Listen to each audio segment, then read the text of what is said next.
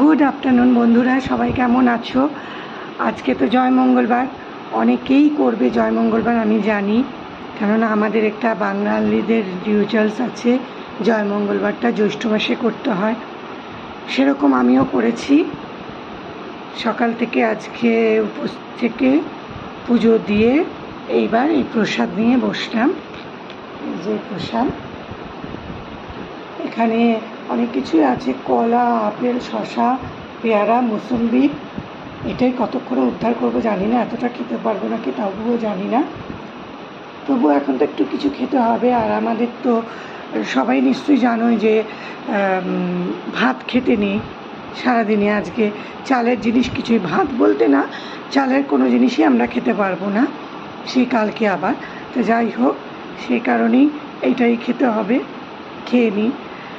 আর তোমরা কে কে জয় মঙ্গলবার করছো কমেন্টস করে জানিও। টাটা।